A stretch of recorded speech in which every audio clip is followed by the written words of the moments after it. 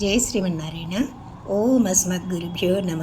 భగవద్బంధువులారా, రాబోయే వినాయక చవితి పండుగ సందర్భంగా మనం పార్ట్ 1 వీడియోలో ఏకదంతిని కథ చెప్పుకున్నాం. పార్ట్ 2 వీడియోలో విశ్వక్సేనుని కథని తెలుసుకున్నాం. ఇది ఈ విఘ్న నివారణ చతుర్థి పండుగకి 3వ వీడియో. ఇది స్వామివారు అనుగ్రహించిన ప్రజ్ఞ లేదండి. ఈ వీడియోలో మనకి విఘ్నాలు, ఆపదలు, కష్టాలు రాకుండా ఉండాలంటే విఘ్నేశ్వర పూజ తర్వాత ఒక కథ చెప్పాలని అది చెప్పి అక్షంతలు వేసుకుంటే ఆపదలు, అపనిందలు రావని చెప్పి పార్వతి వరం ఇచ్చినట్లుగా చేస్తున్నాం. అది మన ఆచారం. అదే సమంతకమణి కథ అన్నమాట. పూర్వం ఒకప్పుడు యాదవరాజు సత్రాజిత్ సూర్యుని వరప్రభావంతో అద్భుతమైన సమంతకమణిని పొందాడు. సమంతకమణి ప్రతిరోజు 8 కిలోల బంగారాన్ని ఇస్తుంది. మరి అందుకే అద్భుతం కదా. ఒకరోజు శ్రీకృష్ణుడు ఆ రాజుని సమంతకమణిని చూపించమని కోరాడు. దానిని తన తాతగారైన ఉగ్రసేనుడికి చూపించవచ్చని అడిగాడు. కానీ దురదృష్టవశాత్తు సత్రాజిత్ అంగీకరించలేదు. తర్వాత అతని సోదరుడు ప్రసేనజిత్ ఆ మణిని ధరించి వేటకు వెళ్ళి తిరిగి రాలేదు. కృష్ణుడే తన సోదరుని మణి కోసం ఏదో చేశాడని సత్రాజిత్ అనుమానించాడు.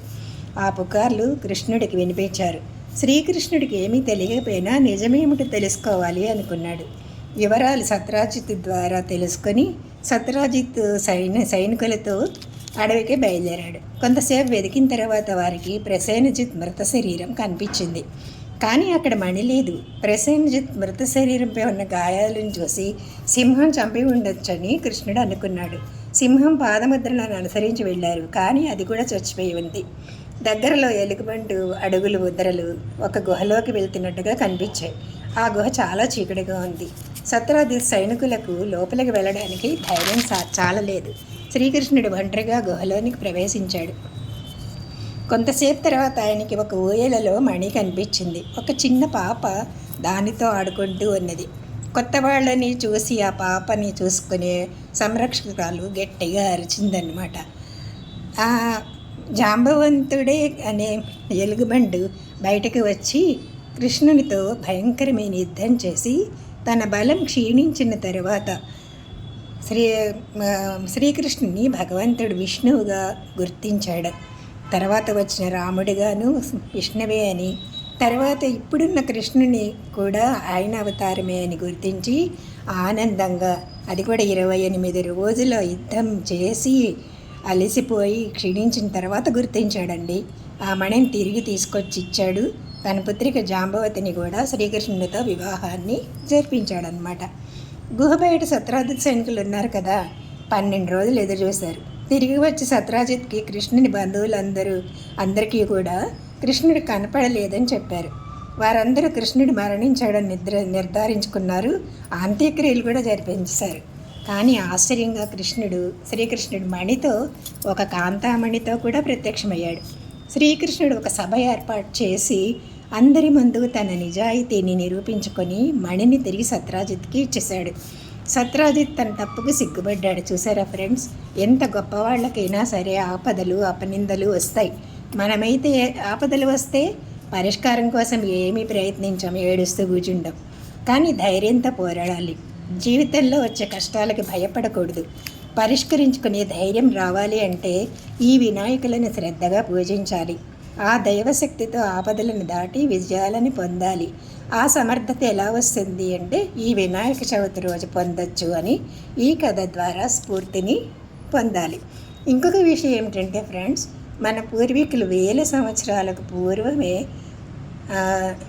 చెప్పారు, అన్ని ప్రాణులని, అది జంతువైనా సరే, పక్షి అయినా సరే, క్రిమి కీటకాలైనా సరే సంరక్షించుకోవాలి అని. మన దేవతలు కూడా చూడండి, జంతువులను పక్షులను వాహనాలుగా చేసుకున్నారు.